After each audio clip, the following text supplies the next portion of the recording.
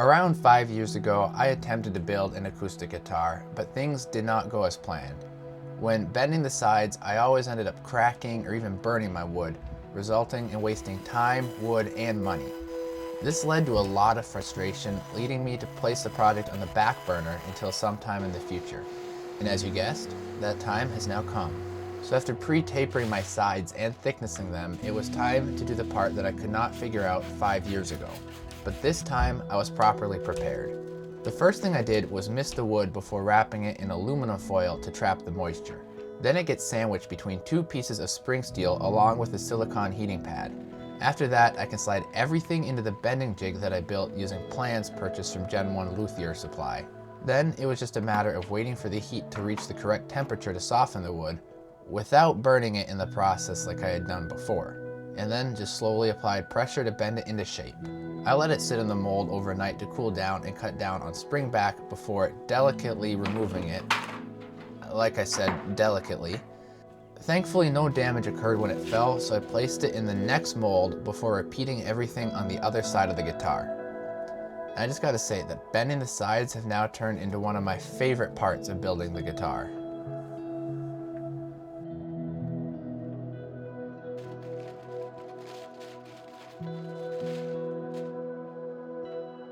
Then, using the center line on my new mold, I marked the ends of the guitar sides and trimmed them so they'd fit perfectly in the mold together.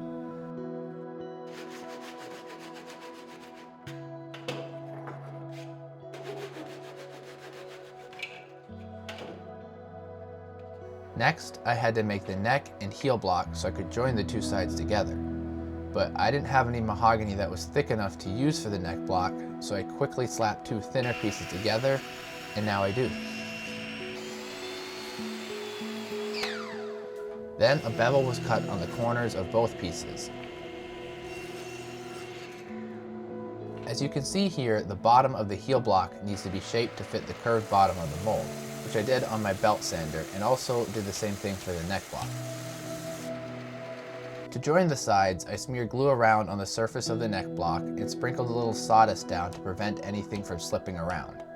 Then I just carefully lined up one side along my center mark, added a few clamps, and repeated the same thing for the other side.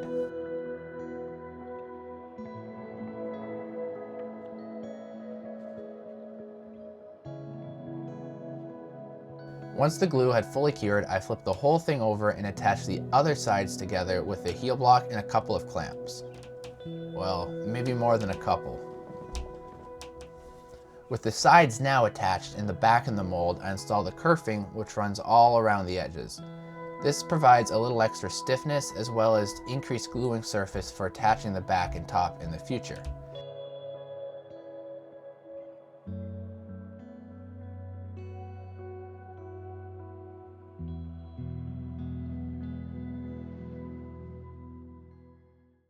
For the back, as well as the sides if I failed to mention it earlier, I'm using Indian rosewood. Because the pieces are so thin, I use plywood and the pipe clamps themselves as cauls to prevent it from buckling up at the joint when the side pressure was applied from the clamps.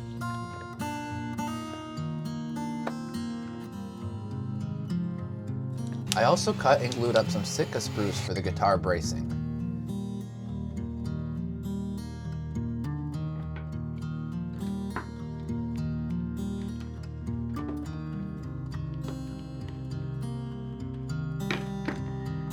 Then I ripped it down with my thin and very dull bandsaw blade that should have been replaced weeks ago.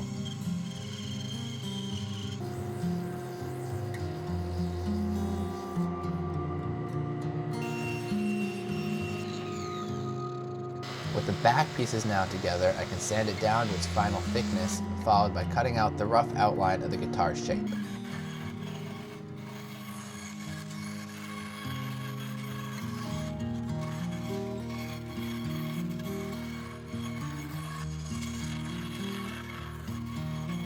With that done, I can attach the first piece of bracing, which reinforces the glue joint in the back and will help to prevent any splitting in the future. I clamped it down using what's called a go-bar deck, which utilizes flexible rods, or in my case thin strips of ash, to apply downward pressure. I had left this piece a little longer than it needed to be, so I trimmed both ends down so it fits centered between my neck and heel block. This was followed by using the same saw and chisel method as before to cut out notches where the bracing would run along the width of the back.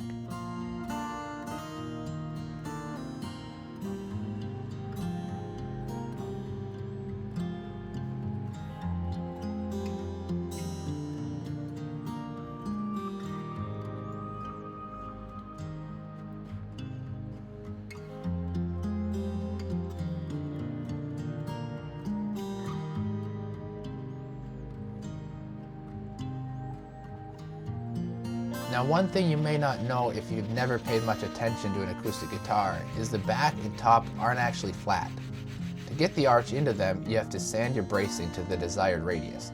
In my case, the back will have a 15-foot radius. Once radiused, I glued my first brace onto the back, double and triple checking it was running square with the previously installed strip. Then it was just a process of repeating the same thing on all the other braces.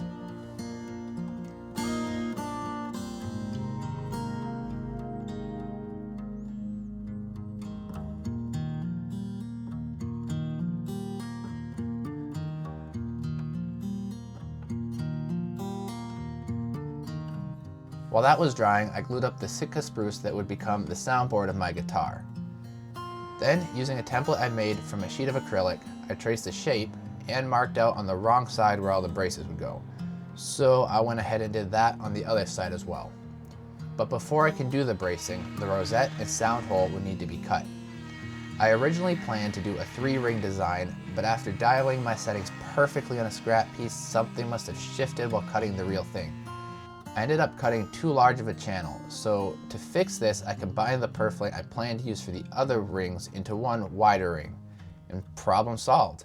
Even though it wasn't originally what I wanted to do, no one will ever be the wiser, except everyone watching this video.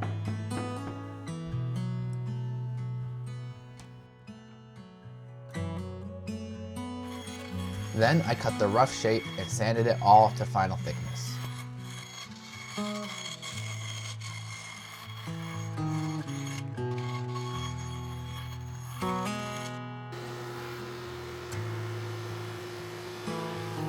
Now it's time to start on the soundboard bracing, which is one of the most important parts of a guitar. Firstly, I cut and chiseled out a notch on what will be the 2 main braces. The joints then get glued together to form the X brace.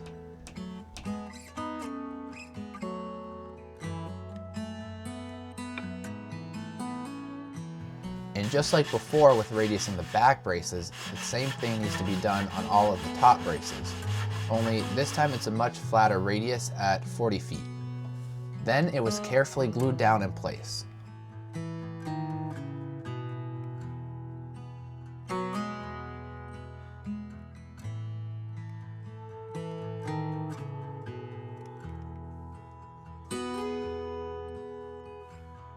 While that was drying, I sanded various angles onto the ends of the other braces and then one at a time glued them into place as well.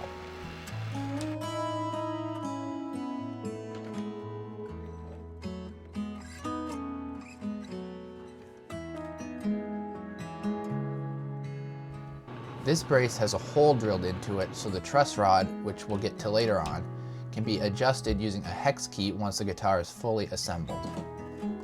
Lastly, the 2 little braces around the sound hole were attached. Next came carving the braces and voicing the soundboard. This is another one of those crucial steps which will have a great impact on how the guitar sounds. If you take off too much, it won't be structurally sound, but too little and it won't resonate very well. This being my first guitar, I wasn't exactly sure where that line was, but I did my best, working off of references and through lots of videos explaining the whole process, and actually really ended up enjoying this step.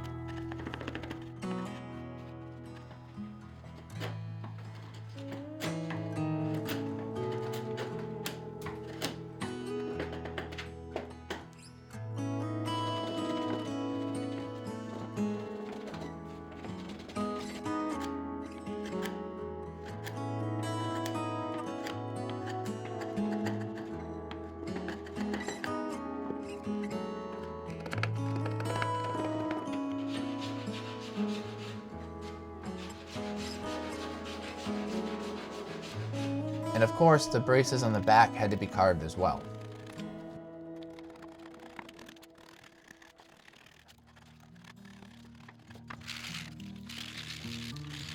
Now to go from one of my favorite parts of the build to least favorite. The same radius the back and top have need to be sanded onto the guitar body. So I spent a good hour doing what's called driving the bus to transfer this radius. Before gluing the soundboard on, I marked where the X bracing stuck past the sides of the guitar and notched out a small groove for them to fit through.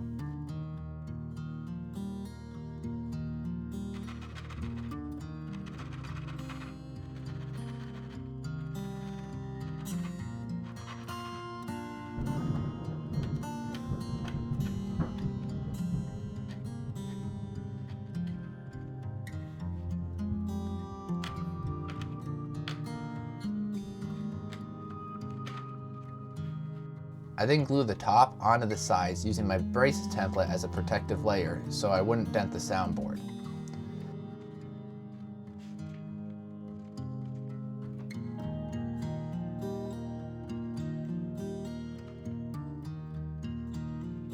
As you can see, I had to use quite a few shims as the top of my go bar deck would flex under all the pressure, causing my clamping sticks to fall out. This is definitely something that will need to be fixed before next time. While the glue was setting up, I remembered I still had to add the bracing for the sides of the guitar before closing the body up. So I carved and pre-shaped a bunch of small mahogany strips, 16 of them to be exact. Then I glued those around the inside of the sides.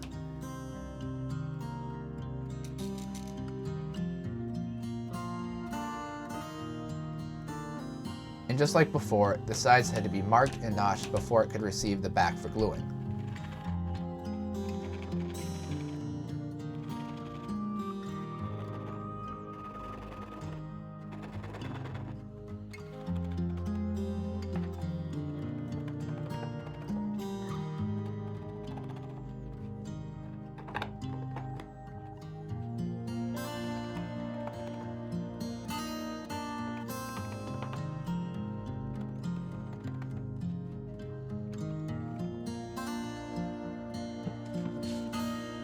But once everything fit, the back was glued on, which was a very exciting moment as the body was now fully closed up.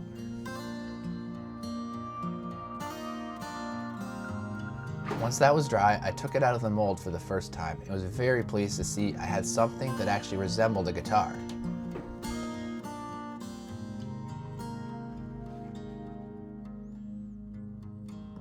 Then I took it over to the router table to trim the overhanging top and back to match the sides. I always made sure to route with the grain, as the last thing I wanted was to have a big chunk chip off part of the guitar after so much work had already been invested into it.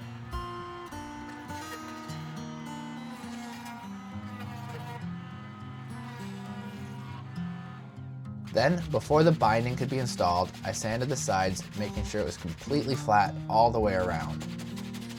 This proved to be way more time consuming than I anticipated, taking the better part of a full workday to get done.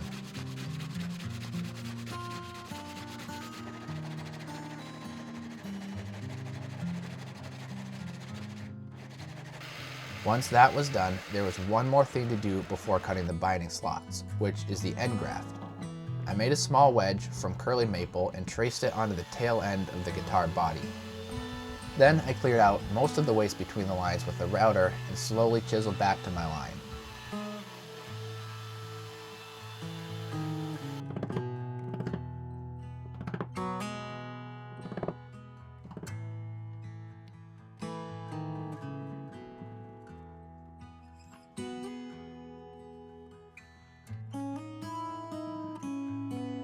Then it was glued in place, flushed up on the ends, and sanded level to match the sides.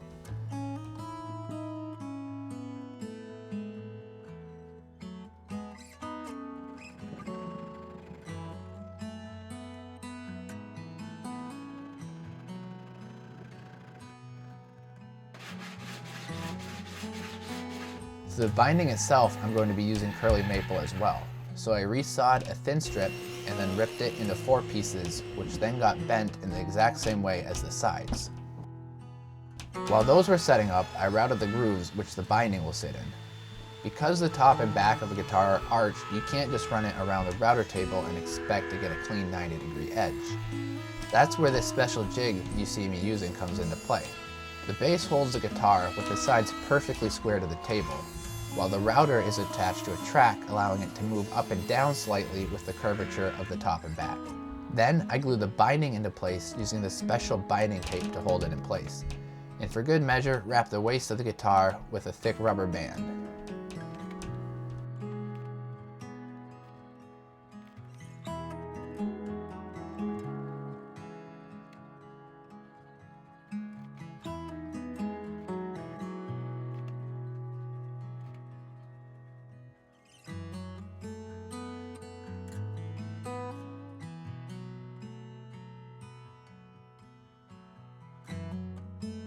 The top was a little bit trickier as I had to deal with the purfling as well as the binding, but thankfully it all went together without any issues.